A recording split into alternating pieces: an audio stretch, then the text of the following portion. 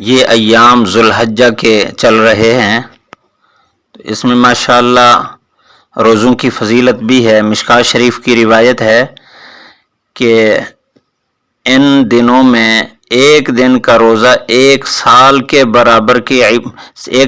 عبادت کے برابر اجر رکھتا ہے ایک روزہ، اور ان کی راتیں لیلۃ القدر کی عبادت کے برابر اجر رکھتی ہیں۔ تو ان دنوں میں روزوں کا بھی اہتمام کرنا چاہیے، خصوصاً 9 ذی الحجہ کا روزہ۔ اس کے بارے میں حدیث میں ہے کہ ایک روزہ 2 سال کی عبادت کے برابر اجر رکھتا ہے۔ اتنا بڑا اجر، اس کو غنیمت جاننا چاہیے۔ ایک دوسرا حکم ایام تشریق میں تکبیرات تشریق کا ہے۔ 9 ذی الحجہ کی فجر کی نماز سے لے کر 9 کے بعد 10، 11، 12، 13 کی عصر تک ہر فرض نماز کے بعد ایک دفعہ اللہ اکبر لا الہ الا اللہ واللہ اکبر وللہ الحمد یہ کہنا واجب ہے، اور یہ حکم ہر مسلمان عاقل بالغ، مرد عورت، مسافر مقیم، دیہاتی شہری، پڑھا لکھا ان پڑھ، سب پر لازم ہے، مرد پر بھی عورت پر بھی، سب پر لازم ہے، چاہے اس کے ذمہ قربانی ہو نہ ہو، ہر نماز کے بعد ان تکبیرات کا کہنا لازم ہے۔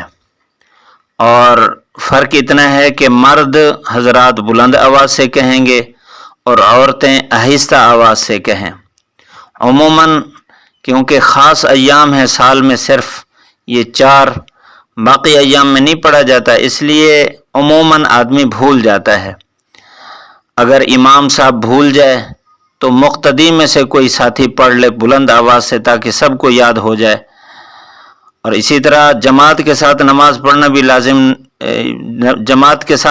پڑھنا بھی شرط نہیں ہے اس کے لیے۔ اگر کوئی آدمی اکیلے نماز پڑھ رہا ہے فرض نماز، تو اس کے بعد بھی پڑھے گا۔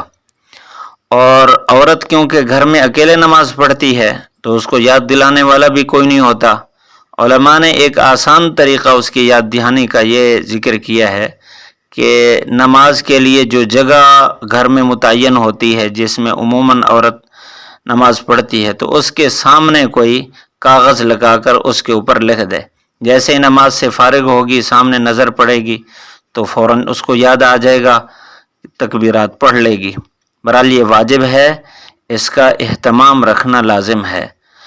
اور ایک ہمارے ہاں یہ بھی عادت ہے کہ تکبیرات 3 مرتبہ لوگ پڑھتے ہیں، بعض اس سے بھی زیادہ پڑھتے ہیں۔ یہ ذہن میں رہے کہ تکبیرات تشریق صرف ہر نماز کے بعد صرف 1 مرتبہ لازم ہے، 1 سے زیادہ مرتبہ نہیں ہے، بس 1 ہی مرتبہ پڑھیں۔ اللہ تعالی ہم سب کو عمل کرنے کی توفیق نصیب فرمائے۔ اسی طرح عید کے لیے جب نکل رہے ہوں تو اس وقت بھی ان تکبیرات کا کثرت سے اہتمام کرنا ضروری ہے، بلند آواز سے پڑھتے ہوئے جائیں عید الاضحیٰ میں، اور بلند آواز سے پڑھتے ہوئے واپس آئیں۔ باقی عید الفطر میں بھی ہے لیکن اس میں آہستہ ہے، کیونکہ یہ موقع عید الاضحیٰ کا ہے، اس لیے اس کی وضاحت عرض کر دی۔ اللہ ہم سب کو عمل کرنے کی توفیق نصیب فرمائے۔ وآخر دعوانا ان الحمدللہ۔